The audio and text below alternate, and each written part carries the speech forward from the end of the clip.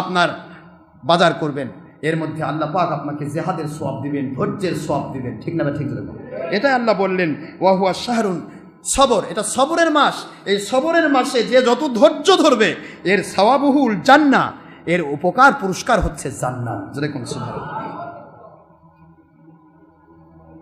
মান ফাতারা ফিহি, এই দিনে রমজান মাসে যারা ইফতার করায়, খেয়াল করেন, সাইমান কোন রোজাদারকে, কানা লাহু মাগফিরাতুল লিযুনুবিহি, তার জীবনের গুনাহগুলি মাফ হয়ে যায়, ওয়াইতকু রাকাবাতিহি, এবং আল্লাহর জাহান্নাম থেকে, মিনান নার, জাহান্নামের আগুন থেকে আল্লাহ পাক তাকে বাঁচায় দেন। ওয়া কানা লাহু মিসলু আজরুহু, ওই মানুষটি এমন উপকার পেয়ে যায়, সওয়াব পেয়ে যায়, মিন গায়রি আন ইয়ানতাকিসা মিন আজরিহি শাইআন, ওই রোজাদার রোজা রেখে যে সওয়াব পাইল, ওই পুরা রোজার একটা কপি যিনি ইফতার করালেন তার নামে জমা হয়ে যায়, কিন্তু রোজাদারের রোজার সওয়াব কম হবে না।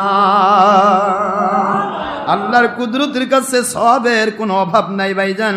আল্লাহর হাবিবের সাহাবায়ে কেরাম বললেন, কুলনা, আমরা বললাম, ইয়া রাসূলুল্লাহ সাল্লাল্লাহু আলাইহি ওয়াসাল্লাম, লাইসা কুল্লুনা নাজিদু মা নুফাত্তিরু বিহি সায়াম, আমাদের এমন কোনো মানুষ নাই যারা মানুষকে সুন্দরভাবে ইফতার করাতে পারে।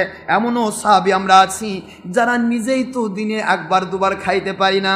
আমাদের এমনও আছে 3 দিন 5 দিন 7 দিন অনাহারে থাকি, আমরা কেমনে ইফতার করাবো? সুবহানাল্লাহ বলেন। এই ইফতারের সওয়াব নেওয়ার জন্য আমাদের তো মনটা চাই, কেমন করে আমরা রোজার ইফতারের সওয়াব নেব?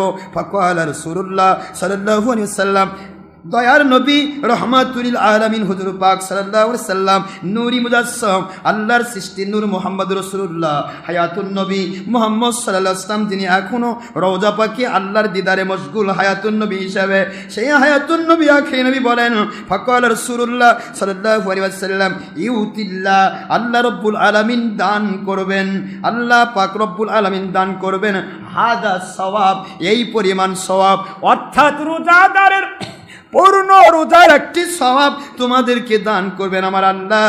মান ফাতারা সায়মান, যে ব্যক্তি কোনো রোজাদারকে ইফতার করাবে, আলা মাজকাতিল লাবান, এক চুমুক দুধ দিয়েও যদি কেউ কাউকে ইফতার করায়, এটার সওয়াব আমার আল্লাহ একই পরিমাণ দান করবে।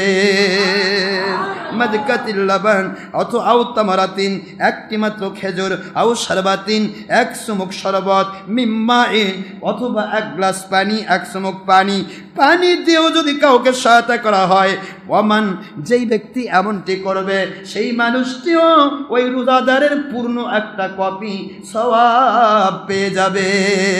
সুবহানাল্লাহ বলুন।